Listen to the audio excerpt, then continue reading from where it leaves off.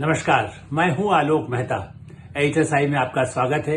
हमारा अनुरोध है कि आप एएसआई देखें, लाइक करें, सब्सक्राइब करें, मित्रों को, ग्रुप्स को फॉरवर्ड करें और मित्रों से भी आग्रह करें कि वे भी सब्सक्राइब करें ताकि नियमित रूप से हमारी बात उन तक पहुंचे और उनकी और आपकी जो राय हो उससे भी हमें अवश्य अवगत कराएं। राष्ट्रीय स्वयंसेवक संघ के प्रमुख सरसंघ चालक श्री मोहन भागवत ने एक बार फिर, पिछले दिनों लगातार वो कुछ कह रहे हैं लेकिन एक बार फिर उन्होंने कहा है, धर्म के नाम पर उत्पीड़न धर्म की समझ की कमी के कारण है। कोई जाति होती है, कोई गड़बड़ होती है, जिन्हें धर्म की समझ नहीं है वही इस तरह से किसी पर जुल्म करते हैं, चाहे वो बांग्लादेश की बात के संदर्भ में कह रहे हो। और उनका हमेशा ये मानना रहा है, बाकायदा महानुभाव आश्रम के शताब्दी समारोह उन्होंने बात कही।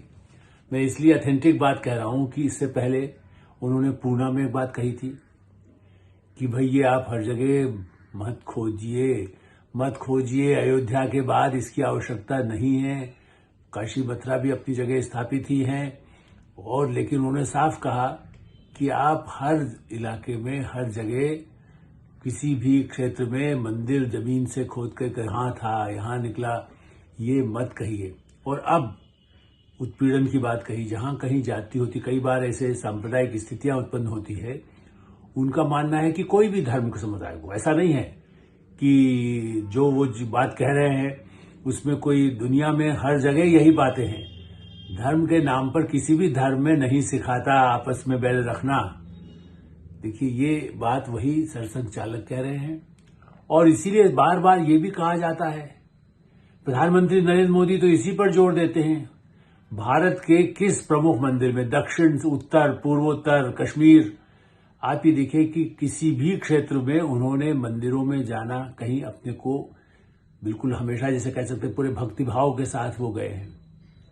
और लेकिन उसके पीछे कोई सांप्रदायिक भाव नहीं, एक भावना है, वहां आस्था के जो केंद्र है। लेकिन उन्होंने कभी उनको कोई ऐसा सेंटेंस नहीं मिलेगा जिसमें वो कहें कि नहीं देखिए वहां भी मंदिर खोजिए या यहां भी ये खोजिए, या दूसरे धर्म के जो लोग हैं उनको सिखाइए कि नहीं वो धर्म छोड़ के इधर आ जाए। हाँ, हिंदू धर्म की विशेषता, हिंदू धर्म की संस्कृति भारत की संस्कृति है। तो प्रधानमंत्री नरेंद्र मोदी और सरसंघ चालक जब एक बात, एक ही स्वर यदि कहें या एक समय में भी कहें, अलग अलग मौकों पर कहें या अलग अलग शहरों में कहें, देश में कहें, विदेश में कहें, तो इसको ये न माना जाए कि आज वो कह रहे हैं। असल में इस समय सोशल मीडिया पे बाहर कहा जाता है, देखिए अब सरसंघ चालक ने ऐसा कह दिया, या देखिए भारतीय जनता पार्टी के लोग उनकी सुनेंगे या ना सुनेंगे।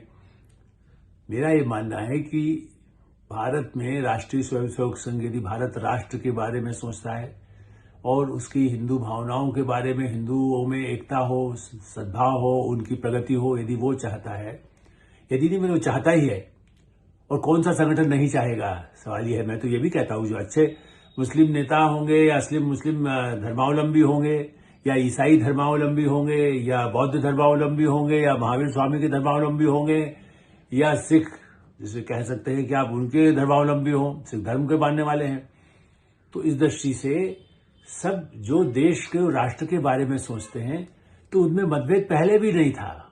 इसको राजनीतिक रंग तो मैं इसमें पार्टी मानता हूं, मीडिया को हम जैसे लोग तो नहीं करते, लेकिन जो लोग हैं वो उसको अतिरंजित करके कि देखिए अभी वो चुप क्यों हैं, अभी क्या रोज इसका स्पष्टीकरण देने की जरूरत है, प्रधानमंत्री को रोज अपना नाम बताने की जरूरत है, या सरसंघ चालक को, या जिन लोगों को कुछ शंकाएं होती है वो कहते हैं कि मैं जरायुधारी हूं। राहुल गांधी को बताना पड़ता है, कभी सोनिया गांधी को मणिशंकर अय्यर से कहना पड़ता है कि क्यों, मैं क्या क्रिश्चियन हूं जो मुझे मेरी क्रिसमस कह रहे हैं।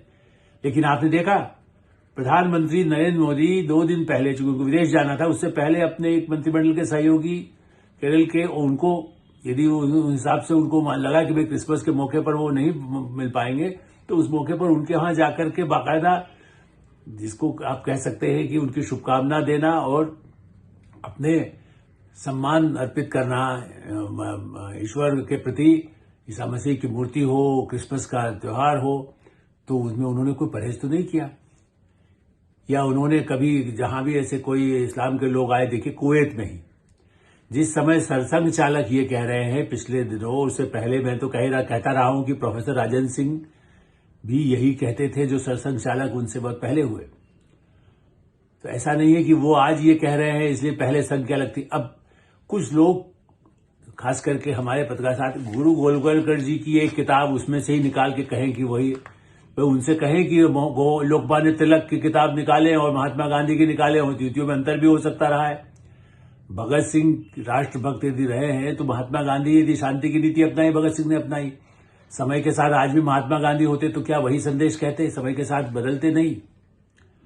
तो मैं ये नहीं कह रहा हूं कि उसको वो संशोधन करे या ना करे। मेरा ये मानना है पीढ़ियों के साथ, आप देखिए जिस वेशभूषा में संघ के लोग आज उसके दूसरे उस पर भी पहनते हैं, हर जगह जरूरी नहीं कि वो दिखाएं कि हम समाजवादी हैं तो लाल टोपी पहनेंगे या हम काली टोपी ही पहनेंगे, जो संघ में ऐसा पहनते थे।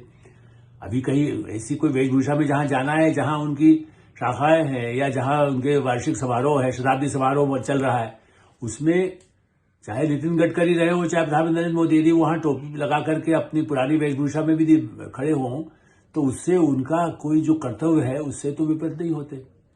ऐसी स्थिति में ये जो विवाद पैदा होते हैं, और इसमें निश्चित रूप से उत्तर प्रदेश की हाल की घटना कहे, दूसरे प्रदेशों में कहे, कुछ ज्यादा लोग उत्तेजित होकर के उन्होंने ये तक कहा कि जो लोग अपने को नेतागिरी चमकाना चाहते हैं हिंदू के नाम पर, वो लोग उत्तेजक या ऐसी बातें कहते हैं। ये भी सरसंघ चालक कह रहे हैं। ये कोई ऐसा नहीं कि प्रधानमंत्री नरेंद्र मोदी को उनको कहना पड़ा हो। मैं इस बात को स्वीकार करने को कतई तैयार नहीं हूं, कोई दबाव होता है। नहीं, सरसंघ चालक ये कहते हैं कि अच्छा इसको मुख्यमंत्री, हाँ, संघ से निकला हुआ व्यक्ति यदि बनेगा तो उनको प्रसन्नता नहीं होगी। किसी आपके हम जिस स्कूल में पढ़े, यदि हम किसी स्थान पर पहुंचे और यदि वो कहें कि नहीं, हम आलोक मेहता वहां पर पहुंच करके टीवी का प्रोग्राम करते हैं, अखबार में लिखते हैं या उनको सम्मान मिलता है, तो वो क्या कहेंगे? नहीं, खुशी नहीं होगी उनको, या वो बना करेंगे नहीं नहीं इनको मत दीजिए, तो हमारे स्कूल में पढ़ा हुआ है। तो इसलिए यदि संघ के स्कूल में कोई पढ़ा हो, गैर संघ में कई उनके ये भी लोग सवाल करते हैं, क्या उनके बच्चे जो भाजपा के हैं या इसमें ही पढ़े हैं, या कई लोग जो मदरसे में पढ़ के भी आए और भारतीय जनता पार्टी में शामिल हुए, क्या उनके लिए कोई नियम अलग है? उनके लिए भारत का संविधान अलग हो सकता है? इसीलिए मेरा ऐसा मानना है कि बहुत स्पष्ट रूप में उन्होंने कहा कि जिनकी समझ कम है वो इसका दुरुपयोग करके दूसरों पर अत्याचार करते हैं, उसमें सब शामिल हैं। उन्होंने केवल उन लोगों के लिए नहीं कहा जो बांग्लादेश में हो रहा है अत्याचार हिंदुओं के बारे में, पूरे विश्व समुदाय में भी जहां भी धर्म के नाम पे जिनकी समझ नहीं है वो लोग, क्योंकि हमारे यहाँ तो भगवान महावीर हो, गौतम बुद्ध हो, राम हो, कृष्ण हो, सबने शांति का ही संदेश दिया है। भगवान कृष्ण, इतनी बड़ी महाभारत जो दुनिया में अपने आप में उसको माना जाता है, वो भी शांति के संदेश के साथ था। उसके बाद युद्ध हुआ तो भारत बार बार कई बार उत्तेजना के लिए, जैसा कहा जाता है, अमेरिका ने वहां हमला कर दिया, अमेरिका ने वहां बम बरसाए।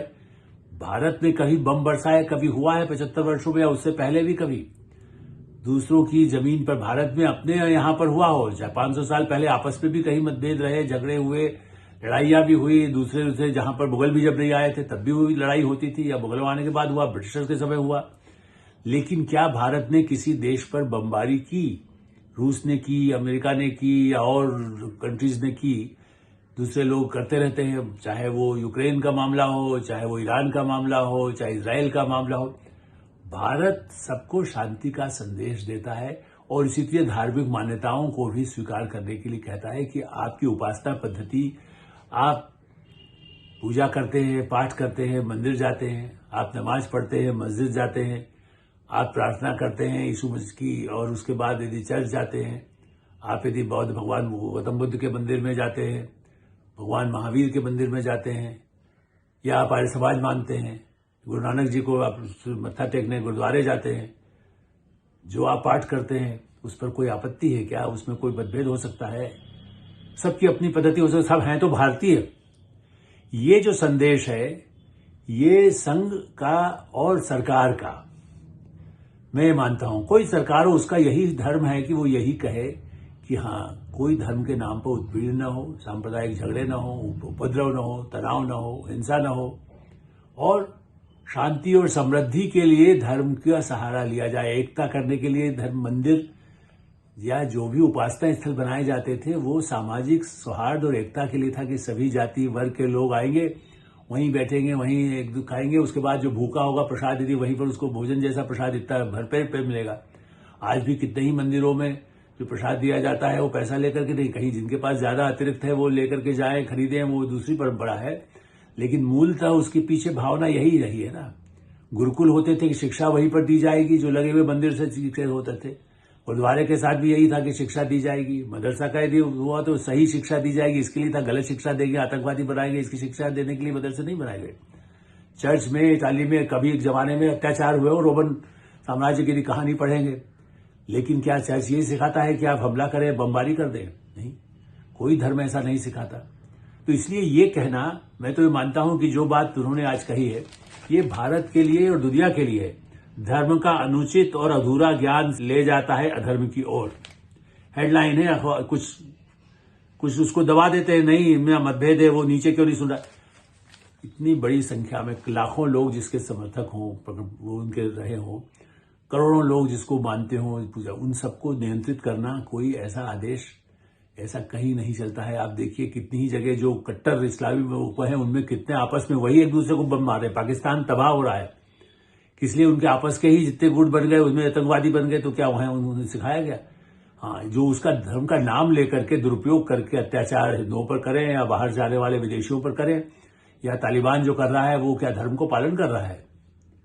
इसलिए ये कहना, ये जो आज के लिए बहुत ही महत्वपूर्ण मुद्दा उन्होंने उठाया है और भारत सरकार की नीति। इसलिए मैं फिर कुवैत का जिक्र करूंगा। मैं भी कुवैत गया हूं, कई वर्ष पहले गया हूं, और भारत कुवैत मैत्री संघ बनाने की जो कुछ समय बात हुई, उस समय कहा गया कि आपको भी भारत से अपनी बात, तो कुछ वर्षों तक संपर्क में भी वो लोग रहे। आज मतलब कभी उनके फोन नंबर रहते हैं या कभी है, लेकिन हाँ, मैंने भी तभी इस बात को जोड़ दिया था और देखा वहां पर भी, आप वहां जाए तो वहां भारत की आज 10 लाख से ज्यादा लोग अब हो चुके हैं। मैं जब गया तब तो 6 लाख के आसपास थे, 7 लाख थे। संख्या बढ़ती गई, बीच में कोविड काल में फिर कुछ कम हुए, इधर भारत वापस आए, फिर उनको जरूरत है। तो भारत, कुवैत, सऊदी अरब, आप बताइए वहां पर इतना भव्य मंदिर का उद्घाटन तो प्रधानमंत्री नरेंद्र मोदी ने किया। कैसे कह सकते हैं कि कोई पूर्वाग्रह उनका किसी और धर्म के प्रति हो सकता है? सऊदी अरब जैसे देश, संयुक्त अरब अमीरात, वहां कितने मंदिर बन चुके हैं, पहले भी बने हैं और भी। आप अर्जेंटीना चले जाएं, मैंने जाकर के देखा अर्जेंटीना में।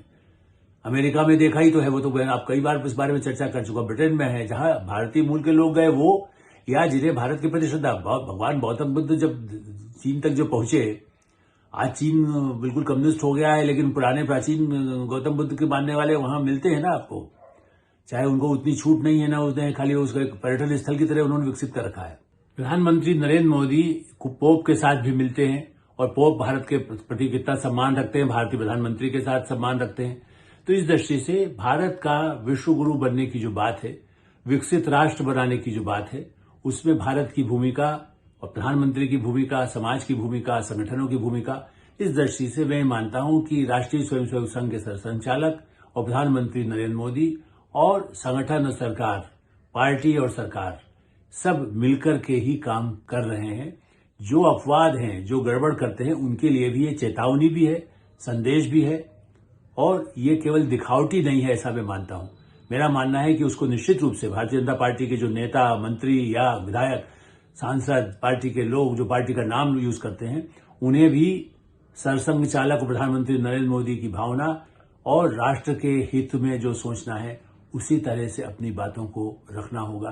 तभी सचमुच में भारत विश्व में अपना जो आगे विकास रथ है वो बढ़ सके। संगठन कोई हो, पार्टी कोई हो, सत्ता में कोई हो, लेकिन भारत की प्रभुत्व, भारत का दुनिया में नाम, भारत की प्रतिष्ठा बढ़ती रहे, यही सबकी कामना है। धन्यवाद, नमस्कार।